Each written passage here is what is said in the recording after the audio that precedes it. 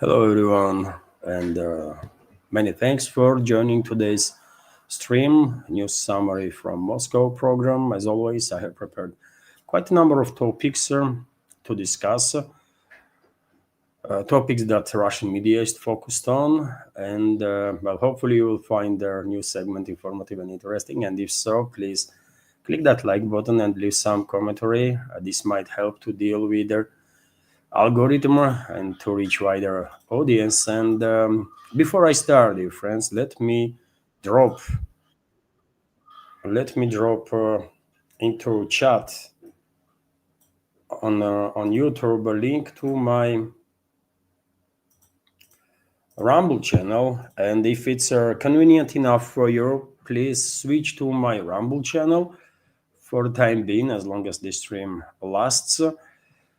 I really want to try my best to develop Rumble as much as possible, just in case YouTube will terminate my account, and they might do it any day, really. And so, yes, a lot to discuss, isn't it? A lot to discuss, a lot is happening. Today is 18th of December, 2025, 11 o'clock in the morning, Moscow time, and unlike other programs, today I'm going to start with something loosely related to Russia. I'm going to start with Venezuela because, yesterday Tucker Carlson was on, I believe, Judge Napolitano's show as a guest, and unfortunately I did not have time to watch entire conversation, but I saw reports that Tucker Carlson made important, interesting prediction that based on his sources, including among lawmakers in the US, Trump was planning yesterday during the address to nation make announcement about military operations against Venezuela, but it did not happen. It did not happen, although, by the way, of course, the statement of Tucker Carlson made headlines worldwide, and everyone was, or almost everyone was expecting that U.S. will launch a military operation against Venezuela last night. It's great that war did not happen, but probably it was postponed. Not, I don't think Washington will cancel its plans. But as I said, headlines were made worldwide, and Russia is no exception. Kommersant, for example, Kommersant newspaper here in Russia come up with an article that has a headline: Trump did not declare war on Venezuela during his address to the nation. So that's how high expectations were that Trump will launch a war. So U.S. President Donald Trump addressed his fellow citizens. Contrary to journalist Tucker Carlson's claims, the president did not announce military action in Venezuela or address rising tensions in Latin America. He also made no mentioning of situation in Ukraine. He devoted his address basically to criticizing the previous administration, as he quite often does, and highlighting his team's achievements, if there is any achievements whatsoever. Some might argue that, well, at least border is closed. I mean, really? I said a million times before that this migration crisis that U.S. is experiencing is a intentional policy of U.S. ruling class. It's a uniparty decision, and the decision of the influential groups that are actually in control of these parties, Democrats and Republicans. They wanted to artificially, and still continue to want to, increase population of the U.S. artificially, and the only way they can do it is to basically bring in millions and millions and millions of migrants, and then two parties are manipulating with the topic, with the subject, and Republicans become quite good in releasing the steam from the public, right? And that's all. In reality, they do almost nothing to reverse this process, and that's why, by the way, it's almost a year now since Trump is in office, and according to reports, only about 300,000 people were deported from the U.S., illegal migrants, and many of them with their unlawful processing, even, right? while during the pre-election campaign, there was numerous claims from Republicans, first of all, or their supporters, that tens of millions of illegal migrants entered the US in past decades. Some were saying numbers like 50, 60 million even, and 300,000 deported. That's exactly what I predicted, isn't it? Even before Trump was inaugurated, that they will make too much noise on the matter. They will make entire media campaign on the issue, and that's what they do with ICE and all that stuff, right? But in reality, they will only deport just a small percentage of illegal migrants. The rest will stay, and Republicans might shut down border kind of on the south, but they will increase migration through legal means, right? That's exactly what they are doing. And Trump himself, during the recent interview, we remember, said that, well, they need these A1 visas or something to bring in more people. And many Americans were upset with these statements of Trump, because Trump actually said that Americans are not good enough in certain fields, right? And they need specialists from abroad. And he said this in such a way that it was actually insulting, kind of, right? Because people that are coming in US with this H1 visa or whatever that is, I mean, not always are the like best experts in the field. You know, quite often it's just a relatively cheap workforce. That's all.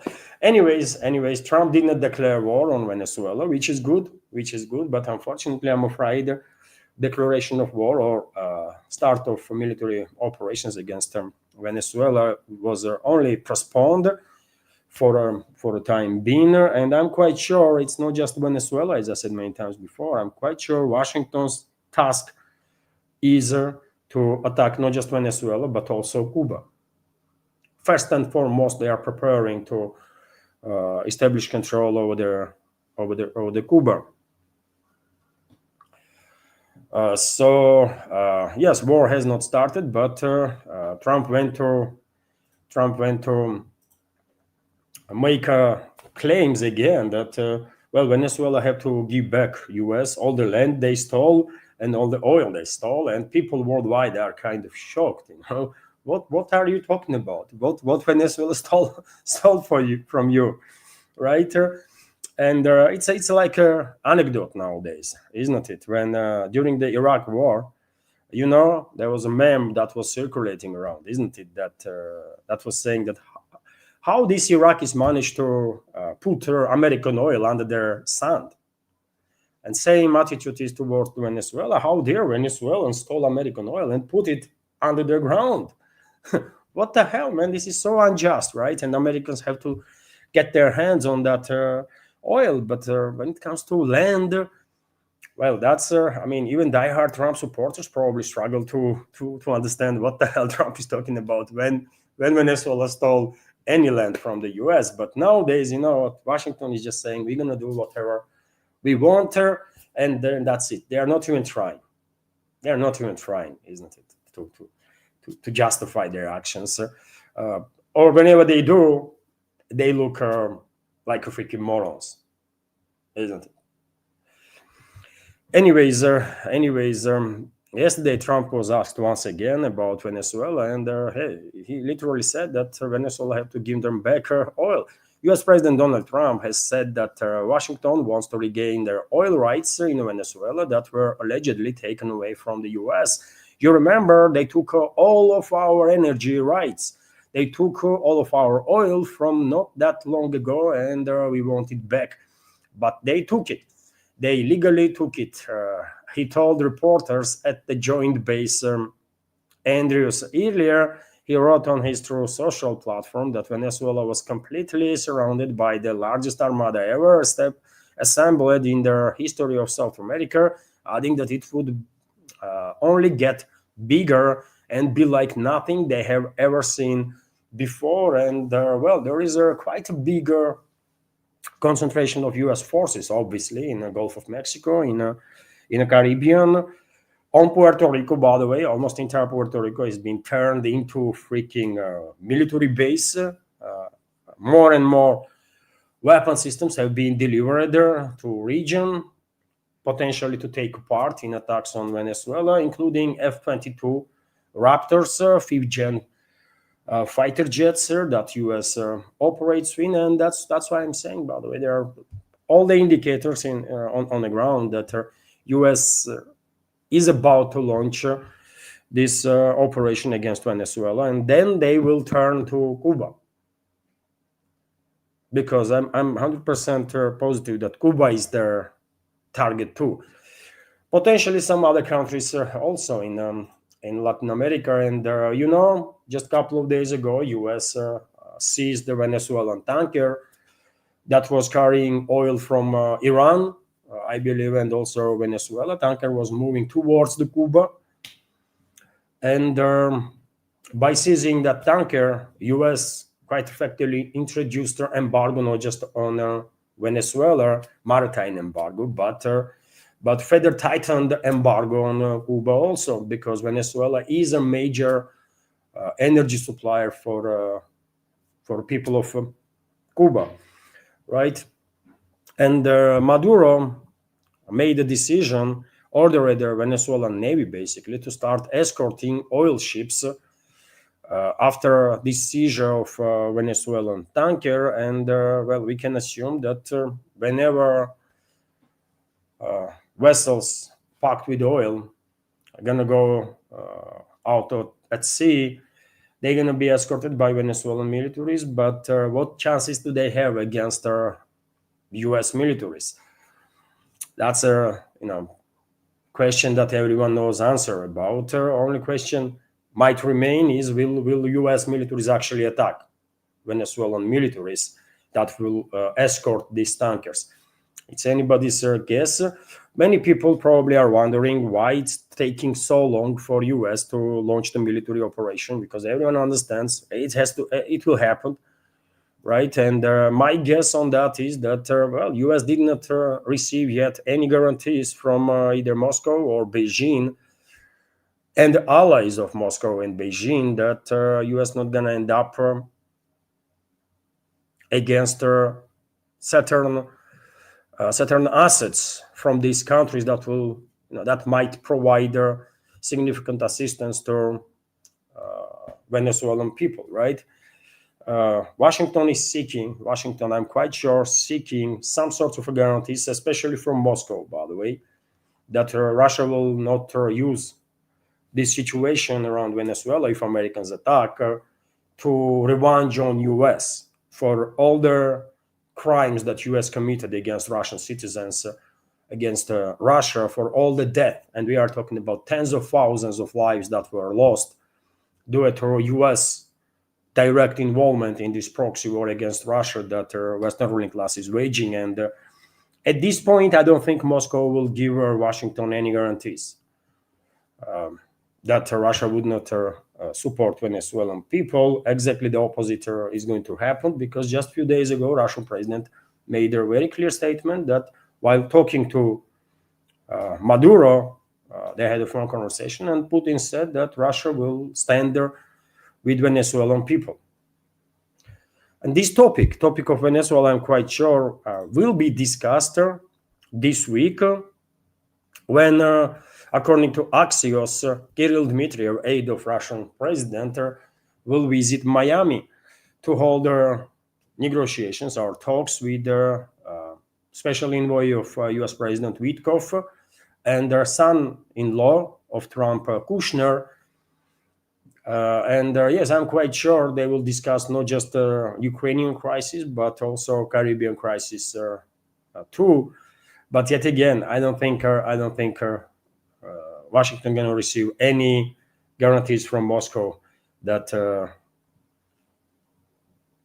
U.S. militaries would not be targeted by forces or the weapons that directly or indirectly are linked to Russia. We have to revenge, by the way, lives of our countrymen. We have to revenge, blood for blood. That's it, man.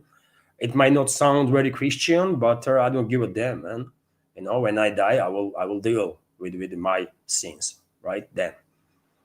But I'm as a single citizen of this country, I demand the revenge on US and on all the other NATO member states that were directly engaged and are directly engaged in this war against Russia and cause the death of tens of thousands of my fellow countrymen. I want revenge, period. And if US citizens want their militaries to be safe, then they should march all over the US cities, right? Major cities. They should march in numerous columns and demand the escalation. But they don't, isn't it? And when US militaries will start dying in hundreds and potentially thousands, those very citizens of US should shut the fuck up and say nothing, because they didn't do shit to save those militaries, right? Let's make it clear. And when it comes to West, of course, this Western world continues this deception attempt of the Russian Federation. Yet again, Axios is reporting that Dmitry are going to be in Miami this week. What for? Only question I have, what for? Right? Okay, Dmitry will go there. Probably Witkov and Kushner, who knows who else, will try to mislead him so that he will then mislead the Russian president. I don't think it will work. And after this meeting, if it will take place, I really hope Russian president will say to Dmitry, and Dmitry is clearly one of the people in inner circle of Putin that are pushing for talks with US, right? He seems to be very much pro-American or something like that, and I don't like it, man. Idea of cooperating with the US is a great idea. And if US was run by US American patriots, if US was run by people who actually care about citizens of America, their day-to-day lives, their interests, I'm quite sure we had a good opportunity, good chances, Moscow and Washington, to establish good working relationships at least, right? But America is not run by good people. America is not run by people that care about America or American citizens. It's just so freaking clear that I don't know why Dmitriev or anyone else in the Putin's inner circle still think that they can establish good working relationships with Washington, operating with their ideas of national interests of their countries and their strategical interests of the people. American leadership don't care about their people, man. They don't.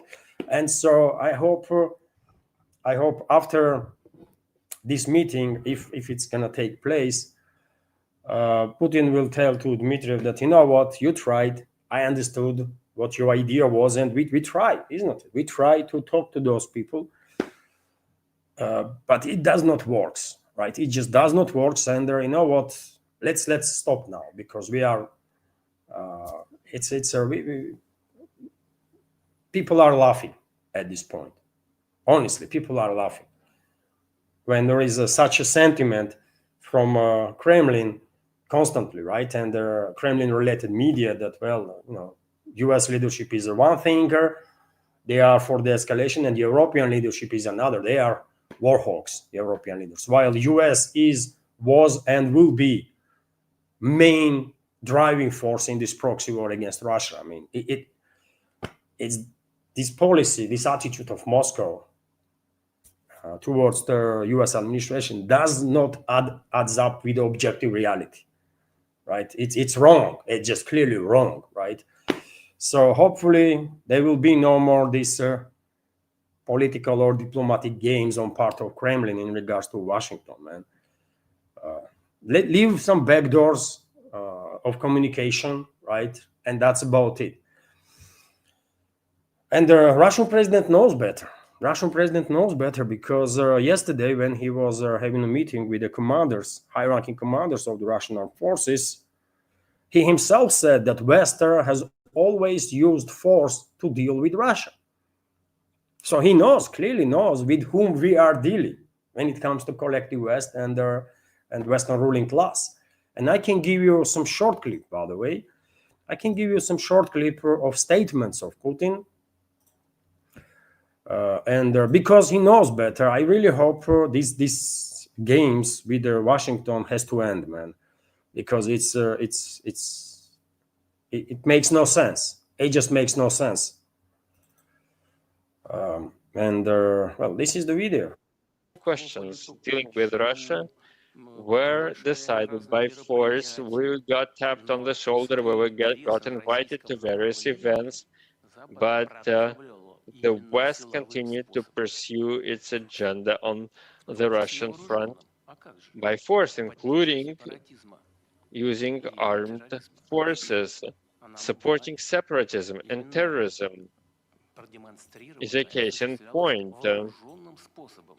This was an armed way of supporting this activity. Terrorists got weapons and funding and informational supports across the board.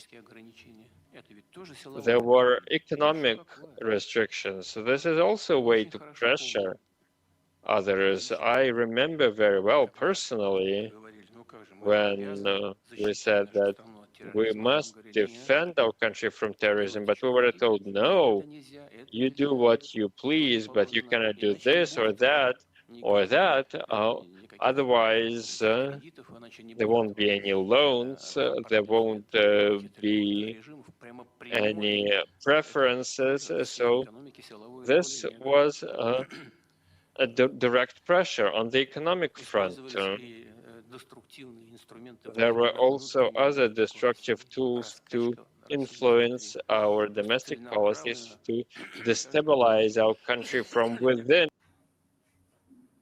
So yes, West never treated Russia decently, with respect, and Western ruling class I'm talking about, obviously, and they're not gonna change, man. They're not gonna change. So hopefully, this meeting, possible meeting between Dmitriev and Witkov, gonna be last in this useless series of talks that took place in past several months. It was useless from the beginning, and I'm on the very same page right now as I was when those talks between Moscow and Washington started. I said it's useless, man. It's a waste of time.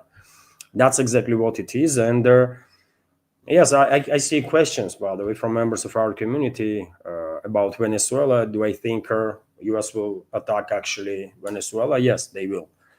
They did not assemble this group of forces for a parade, for a military parade. They will attack Venezuela. If it was only for oil, we should also keep in mind that if it was only for oil, then Maduro already offered U.S., according to media reports, opportunity to work in Venezuela's energy fields, right? Maduro invited American energy companies, but Washington is not happy with that, right? So they want to go in and crush Venezuela, make it example for others, right? And they want also to do the same with Cuba. There are also questions in the chat. I see that will U.S. go against Colombia and Cuba too? They will definitely go against Cuba, potentially against Colombia also, but Colombia is a bit different, by the way. U.S. still has a quite significant influence in Colombia through different means, right? And U.S. quite successfully orchestrated a right-wing tsunami all over the Latin America. In quite a number of countries, they did manage to put in a position of power right-winger lunatics.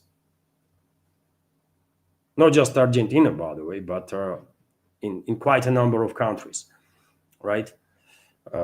And they just want to erase this left-leaning ideology completely from Latin America, and they want to keep Latin America under the fascistic control. They want to repeat Chile, what happened in Chile during the fascistic regime there of Pinochet, right? That's what they do. So they will attack. They will attack all these countries. I have no doubts about it. But what I do think also is that they might not succeed, because modern day war is not a freaking Hollywood movie. And if people of Venezuela, people of Cuba, people of other countries that might attack with US will receive support from countries that was attacked by US, from Russia included, then I'm quite sure people of Venezuela can beat crap out of US militaries, man. They will turn Venezuela into a graveyard for US militaries, right? They will turn Gulf of Mexico and the Caribbean Sea into a graveyard for US Navy. That's it, right? But they will go ahead anyways because US is led by freaking morons, man. They actually believe that they are on top of the game. They are apex predators and no one can stop them. And they will find out hard way how wrong they are.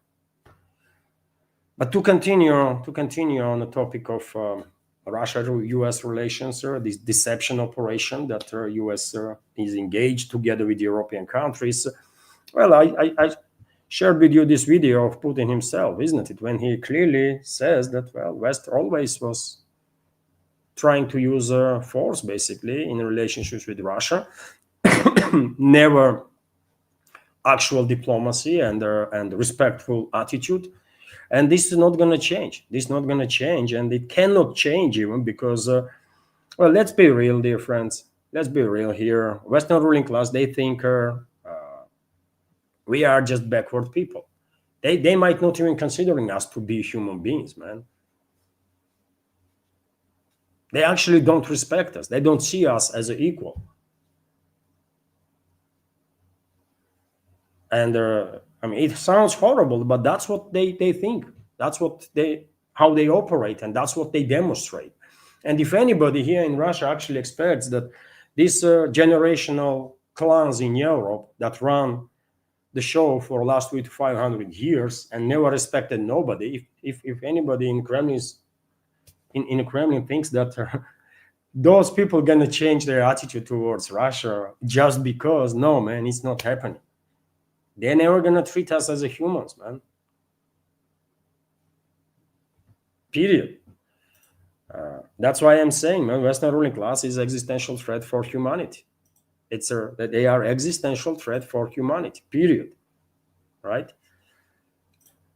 And to confirm this, right, once again, Merz, Chancellor of Germany, went to say that NATO troops, once deployed into Turkey-controlled territory after this ceasefire will happen, and they still believe that somehow they will force Moscow's hands to agree on a ceasefire.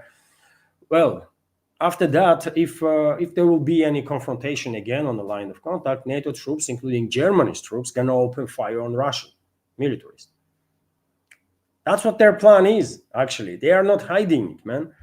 So NATO forces deployed in Ukraine under their peace deal could potentially directly engage the Russian troops. German Chancellor Friedrich Merz stated, Moscow has outright rejected the idea of NATO members contributing to peacekeeping forces in a post-conflict Ukraine.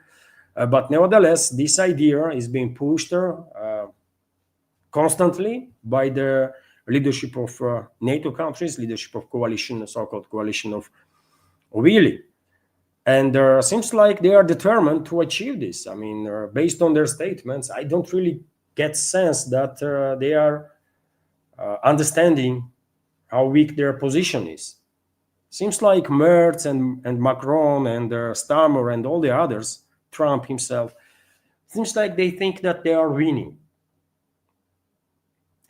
They might be desperate in terms of actual developments on the ground, but in a larger scale of things, probably they still think that they are winning.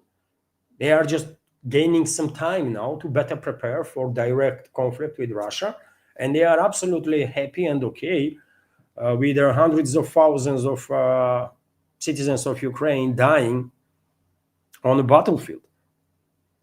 They are weakening Russia, and thus this makes happy Western ruling class, right? And they are, while dying in hundreds of thousands, they are giving some time, more time, to Western ruling class to prepare European NATO member states better for direct conflict, and they think once they will directly be engaged with Russia, they're gonna decimate Russia. And that's why their statements are this sounds at least this crazy, right? They already decided that Moscow will agree on a ceasefire. They already decided that Moscow will agree on NATO troops being deployed into the so-called Ukraine. And they are already now saying that, you know what, once we deploy troops, if anything happens, if Russian troops open fire, we're gonna get engaged and kill them all. That's what Merz is saying. And by the way, if for whatever reasons Moscow agrees on these temporary solutions, if for whatever reason Moscow will capitulate before the West, because that's what this Trump's 28-point so-called peace plan, that's what Europe's 20-point peace plan, that's what all these so-called peace plans are, basically demand from Moscow to capitulate. And so if Moscow, for whatever reason, if Russian leadership actually agrees on that so-called peace plan, then, well, they're going to do what they are saying. They will deploy their troops at some point when they will think that they rearmed Kiev regime's forces, reorganized they themselves, I mean, European armies also being mobilized, right? And when they will think the time is right to launch a second phase of this war against Russia, or the second round, they will orchestrate some false flag operation, by the way. They will orchestrate some provocations so that Moscow will have no option but to react. And at that point, they will say, you see, Russia attacked unprovokedly again, so now we are all in. This is definitely one of the scenarios, at least, that they are working on. And I guess vast majority of our community agrees with me, because it's just too obvious. It's just too obvious, isn't it? It is what it is, and therefore it is even more frustrating that Moscow still maintains this strange attitude towards the Western ruling class, especially American representatives of the Western ruling class. It's very, very strange. But anyways, by the way, whatever gonna happen, none of us gonna be surprised, because in our programs we discussed practically all possible scenarios, how things might develop, and we're not gonna be surprised. Maybe people that only receives information from Western MSM, maybe they will be surprised, but definitely not us. But meanwhile, special military operation continues. Hostilities continue, by the way, on the ground. And for example, last night, Russian air defense systems intercepted 47 drones over the number of Russian regions. 31 drones were intercepted in the Bryansk region, 5 over the Black Sea, 4 each over the Crimea and Belgorod region, 3 in the Rostov region. And when it comes to Rostov region, unfortunately, tragedy happened there. 2 people were killed in Ukrainian Armed Forces attack on a tanker in the Rostov port. So 2 people died in a fire on a cargo ship in the Rostov port caused by Ukrainian Armed Forces drone attack. Another person died in Bataysk, and 9 people were injured. And this is happening in Rostov region, by the way. This was reported by Governor Yuri Slusar. So 3 people were killed, 3 civilians in Rostov region, and 9 were wounded as a result of this terrorist attack orchestrated by NATO and conducted by Kiev regime with assistance of NATO military. So of course, you're not going to hear none of it in Western media or from the Western media. Russian militaries, of course, retaliated on enemy military and logistical infrastructure, enemy's energy infrastructure that is that plays a key role in to enhance military capabilities of this Western proxy regime in Kiev. And we have reports that there was a powerful strikes on energy facilities, for example, in Cherkasy, substation caught fire as a result of attacks. There were some power outages. Also, in Vaznesensk, in the Nikolaev region, explosions were reported. Also, energy facilities were struck among military targets. A number of strikes hit Krivoy Rog also, and not just military infrastructure and energy infrastructure and logistical infrastructure, but energy infrastructure was targeted also. And there were reports about explosions in Sumy and Chernigov regions. So there was a relatively large-scale Russian drone attacks past night. Also, interesting reports are coming in that maybe Kiev regime, with assistance of NATO, will launch yet another counteroffensive in a Pokrovsk direction by New Year, in next couple of days. And there are some indicators of that. According to sources, Kiev regime's mechanized units are being concentrated in Andronovka, Slavyanka, and Vodolatskaya, roughly 40 kilometers away from the Pokrovsk itself. There are also indicators that Kiev regime withdraw Saturn forces of 47th and 78th Brigades, also 71st Brigade from Sumy and Chernigov regions, and those units of these brigades might also participate in this allegedly planned attack on Pokrovsk direction. If this information is discussed publicly, if this information is available for military channels and other civilian sources, then most likely Russian military is also monitoring. Obviously, they are monitoring the situation and are preparing for any possible scenario. Although, exactly because this information become available on internet on open sources, this might be deception. It is possible that Kiev regime is massing forces, whatever reserves they can mass, but maybe they're gonna attack not necessarily a Pokrovsk direction, but somewhere else. But anyways, I'm quite sure Russian militaries are monitoring situation and will react as needed and necessary. I said many times before, in no circumstances Kiev regime gonna be able to regain control over any region or regain initiative even on any of the direction. They can send on these suicidal operations thousands of their troops, but all they're gonna achieve is they're gonna destine to the death their own troops. That's it, right? And dear friends, recently Viktor Orban, on several occasions stated that Europe is preparing for a war with Russia, isn't it, by 2030. And interestingly, Defense Minister of Russian Federation said the same. He said that NATO is preparing for a war with Russia by 2030. NATO troops are shifting to Eastern Europe, and they're increasing military spendings, right, to get themselves prepared.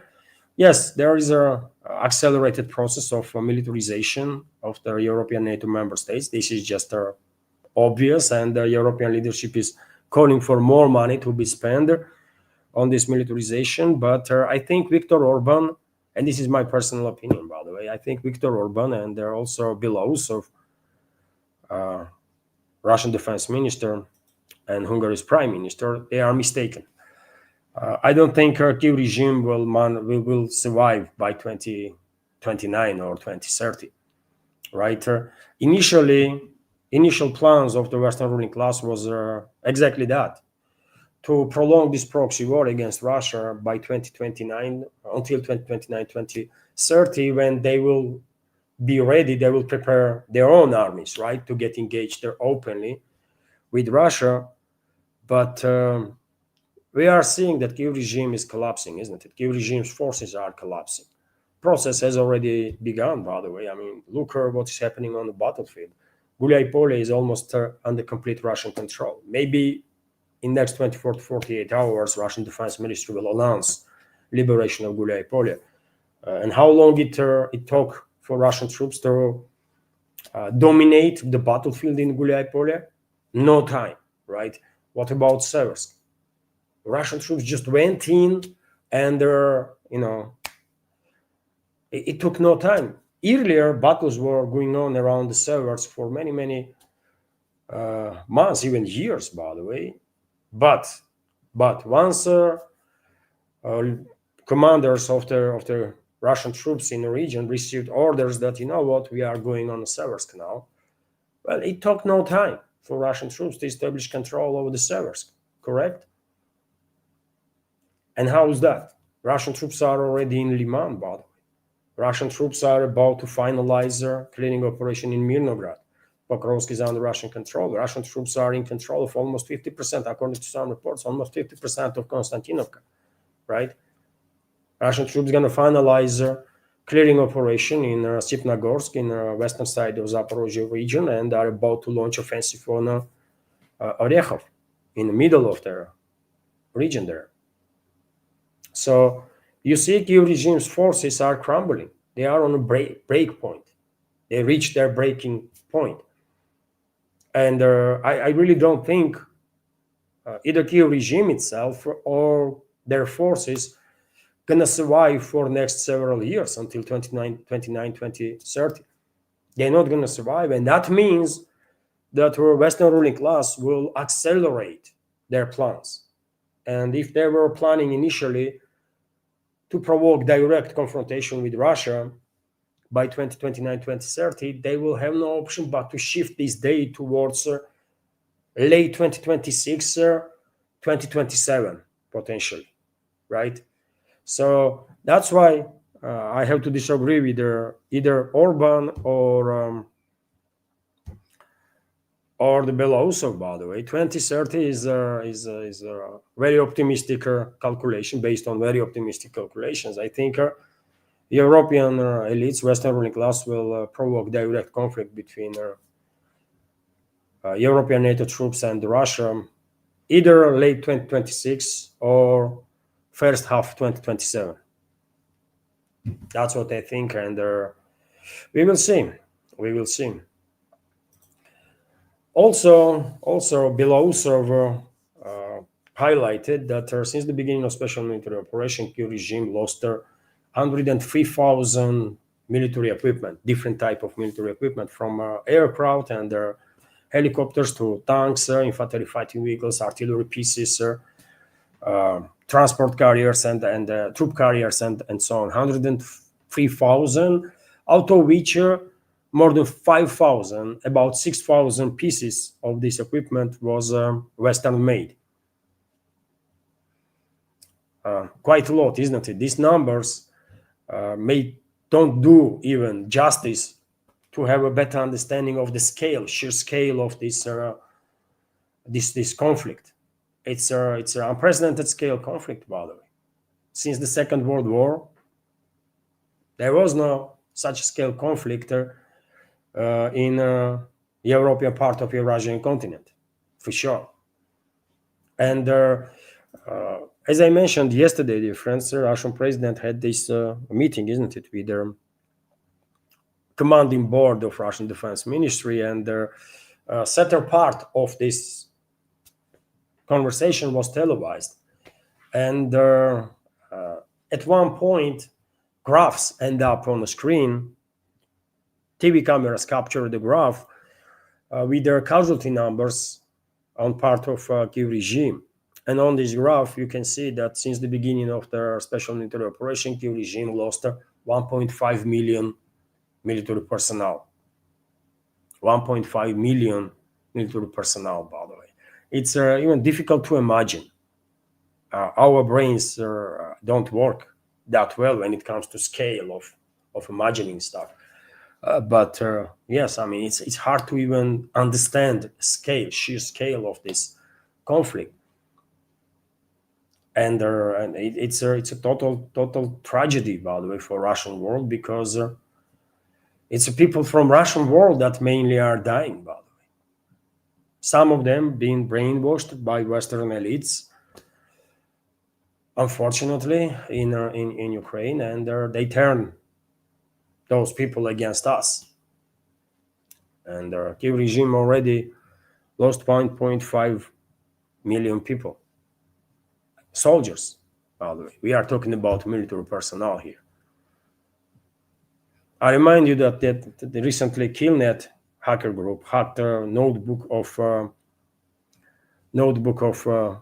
one of the high-ranking officer of general staff of Kiev regime, and from that notebook, information was taken by hackers that, according to assumptions of the Kiev regime's general staff, they lost 1.7 million. By that time, when this hack take place, they have lost, Kiev regime lost 1.7 million troops, KIA, and they're missing. It's just scale is unimaginable, by the way. Scale is unimaginable, and of course everyone would be happy among normal people, by the way, among us, right? We all will be happy if Western ruling elites will de-escalate today, right? And if this conflict, this proxy war that they are waging against Russia will end today, but unfortunately they're not going to do this. They're going to continue sacrificing people in Ukraine. They're going to continue to try harm Russia as much as they possibly can and prolong this proxy war until they will basically provoke direct conflict between European states and Russia. And they're going to provoke this conflict, by the way. At this point, I think direct clashes between number of European NATO member states and Russia is inevitable. Direct clashes between British, French, German troops, Polish troops, and Russia seems to me absolutely inevitable. Finns probably will participate, Swedes will participate, and Baltic Chihuahuas, and some others too, right? I'm not sure about US, because involvement of US in direct military hostilities, open military hostilities with Russia might trigger full-scale nuclear war very fast, right? But if only a certain number of European countries will be engaged in a direct war with Russia, and we can handle them without deploying nukes. Although why should we handle them without nukes? I don't know. But we can deal with them with conventional weapons and warfare. But yet again, whenever there is talks about potential war between European countries and Russia, we should always keep in mind, for example, a recent statement of Russian President Putin, who said that Russia is not seeking no confrontation, no war with European countries, but if European leaders will dare to provoke such a conflict, if they will dare to attack Russia, then very shortly that war gonna be very different. He made it clear that war gonna be very different from what they have seen in zone of special military operation. And very shortly after the war starts, there might be no one left from the leadership of the Western countries with whom Russia can negotiate. That was probably one of the most strong, strict warnings of the Russian president towards Western elites I have ever heard. I'm not sure European leadership listened to this warning, but nevertheless. And also, Belarus, by the way, once again, in past several days, Russian Defense Ministry on several occasions stated that Kupiansk city on the line of contact is under Russian control. Kiev regime did try send waves upon waves of attacks on Kupiansk, and they failed, basically. And Belarus yesterday once again make it clear that Kupiansk city is under Russian control. Although I know, by the way, in Ukrainian propaganda, in Western propaganda, there are still speculations to nowadays, right? about Kupiansk, and they are claiming, enemies of Russia are claiming that they are in control of at least half of the city. But yet again, defense minister of the Russian Federation said that Kupiansk is under full Russian control. And when it comes to who you trust, I mean, Western propaganda or the Kyiv regime's propaganda or the Russian defense minister, I trust Russian defense minister. I don't know about you, defense, but I trust Russian defense minister. He would not say Kupiansk is under full Russian control if it was not the case. There might be some points of resistance from some encircled elements, encircled groups, but city is under Russian control. That's it, right? And I believe this is the case, by the way. It does not mean that there are no trapped personnel of Kyiv regime here and there in some underground facilities or something, and they are not trying to resist. Probably there are some such groups, even in Pokrovsk, by the way, and to nowadays, these trapped troops of Kyiv regime are surrendering. And in southern part of Mirnograd, for example, which has been liberated for quite a while now, but still to nowadays, because maybe these trapped Kyiv regime troops are afraid to contact Russian troops and surrender, because they've been told that Russians don't take no POWs, which is lie. Obviously, Russians do take POWs, and that's why there are tens of thousands of Ukrainian POWs in Russian custody, right? But for whatever reason, maybe they are afraid, maybe they are hoping that they're going to be rescued by Kyiv regime's forces, because propaganda works, man. And when they hear through radio that, well, help is coming, we're going to rescue you, they are sitting in these freaking basements and waiting for day, 2 weeks. And eventually, when they are running out of water and any food, well, they are surrendering. So obviously in Kupiansk, which was liberated relatively recently, there might be also such a resistance points, but it does not mean that they are in control of anything. That's it, right? In any ways, I trust Russian Defense Ministry. So if they say Kupiansk is under Russian control, I believe this is the case. I'm not there in Kupiansk to see it with my eyes, but if it comes to choose either Western propaganda or Russian Defense Ministry, I choose Russian Defense Ministry as a more reliable source. And also interesting news was published, friends, by Bloomberg about S-400 that Turkey brought from Russia a couple of years ago. And since the beginning, this topic was an issue for American side, presence of the S-400s in Turkey. And they were demanding from Ankara to get rid of these S-400s. For quite a while, Ankara refused to do so. But now Bloomberg reports that in order to please Washington and also to get their hands on F-35s and the technology of F-35s, Ankara allegedly is in talks with Moscow to transfer this S-400 to Russian side. And maybe Russia will take it back, man. If Turkey probably will try to sell it back to Russia, but and we can take it, by the way. I mean, under the significant discount, like let's say we will pay 20% of original price. That will be good, man. We can resell this very same S-400 to India.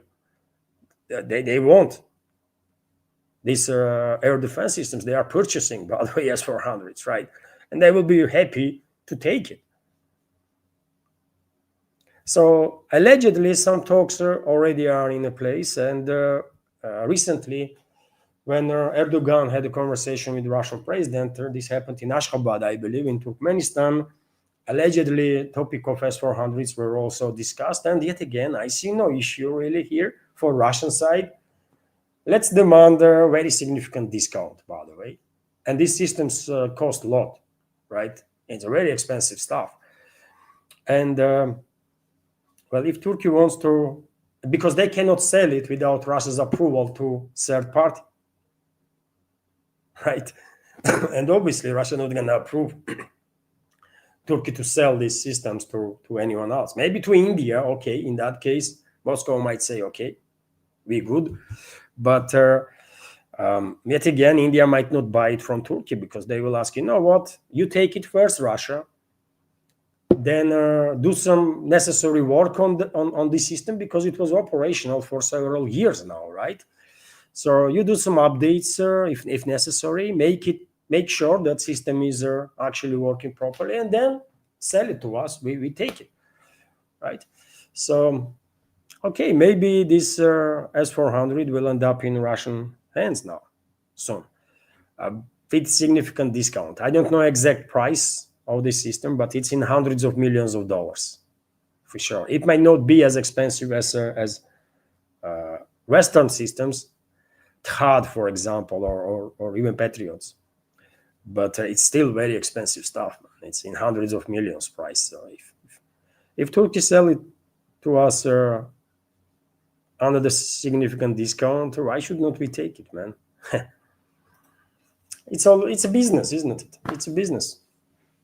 So okay, this is something that makes headlines, by the way, because this topic of S400 and Turkey was relevant for quite a while, and seems like Washington finally has its way with the Turkey. First of all, and Washington, by the way, is operating on behalf of Greece, and you know what? That's one of the other reasons why we should happily take it back, right? Because even though current government of Greek is extremely anti-Russian, Greek people are Orthodox Christians, by the way, right? They are our Orthodox brothers and sisters, and the presence of S-400s in the hands of Turkey is a threat for Greece. And if it comes to choosing the side between Turkey and Greece, by the way, I'm gonna be on a side of Greece 100 times from 100. That's how it is, right? That's how it is. So, okay.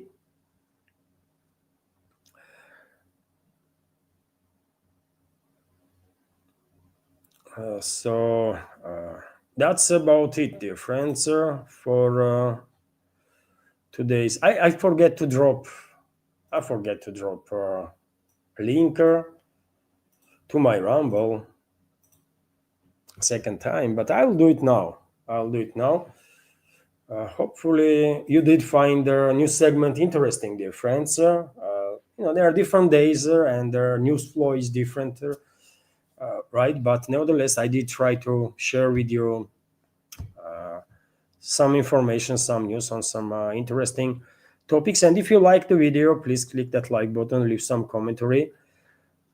If you want to support my work, you can do it through several means. Links are on this video in description box and in the pinned comment. And well, today there was no super chat, by the way, today on Rumble, and no questions from other support platforms. But yesterday, right when I end the stream, dear friends, I saw super chat on Rumble from member of community, and I will highlight this super chatter today, and I will react on it today. So this is the question from wayward husband, and the question is, how do most Russian citizens feel about the soft-spoken approach of Putin to Trump and the US? Do most people want a more aggressive policy towards the US? I mean, this is very relevant question, isn't it? This is very relevant question. I have spoke about the stuff, this attitude of Moscow towards U.S. administration quite a time, isn't it? And well, I cannot speak about most of the Russians, obviously, right? Because I have no numbers. I have no information, any study that asked this particular question to people. What do you think about this particular attitude of Moscow towards Washington?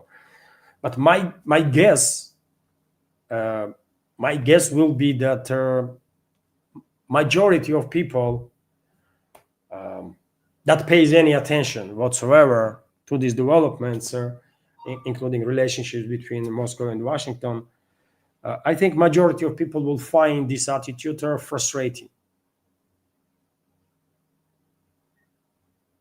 At least frustrating, right? I am absolutely against this attitude, by the way. I think this attitude of Moscow towards Washington is straight up mistake. It's a mistake, by the way, right? It would never work. Idea itself to establish good working relationships with Washington is a great idea, right? And I can understand why, for example, Putin try this approach. I can understand this. Let's try, because until you try, you just don't know. You cannot know, right? But we tried, isn't it? We tried once, twice, 3 times, 4 times, 5 times. How long this nonsense gonna continue now? These useless talks with the freaking nobodies that Trump is directing for these talks, man. Witkoff and Kushner, and who are they, man? Right? So I think we are getting closer to the point when Kremlin gonna change its attitude towards Washington, right? U.S. administration. I think we are very close to that point. Maybe after this possible meeting in Miami that might take place this week between Dmitriev, aide of Russian president, and Witkoff and Kushner. Maybe after that meeting, Moscow will finally say, you know what, we tried. We were very polite, but it just not working, right? Because we have not been heard. They are listening us, these Americans, and we had a hope that they are understanding us, but no, it's actually not the case, right? And Russian foreign ministry already had enough, by the way. If you notice, Russian foreign ministry is not engaged in these talks, right? Maybe there are some communication behind their closed door between Russian foreign ministry and the State Department of US, but at least openly there is no more contacts, right?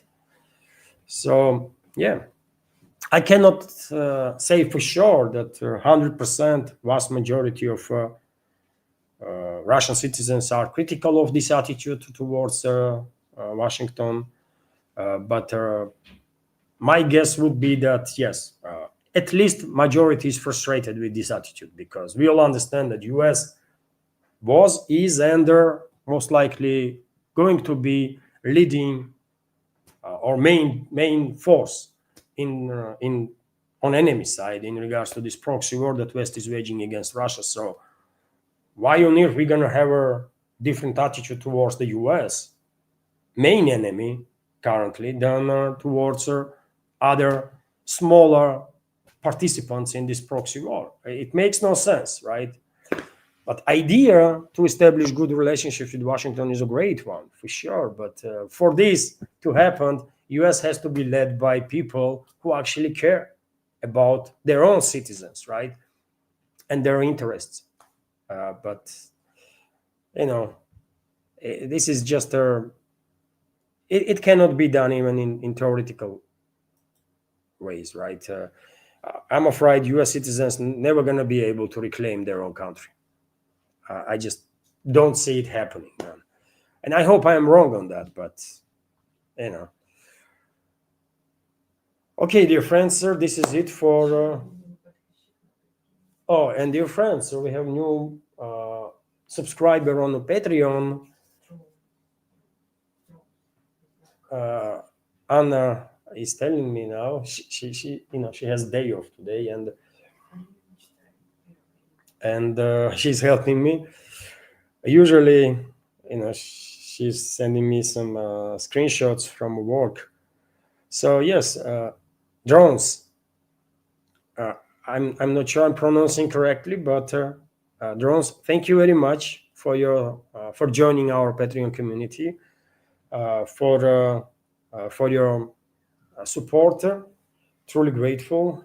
Thank you very much. And I try my best to publish on my Patreon and Boosty pages as many extra content as I can. I had some pause, 2 weeks pause, due to certain circumstances, but I'm getting active again. So thank you all, dear friends. Have a wonderful day, and once again, don't forget to like the video. Have a wonderful day and take care.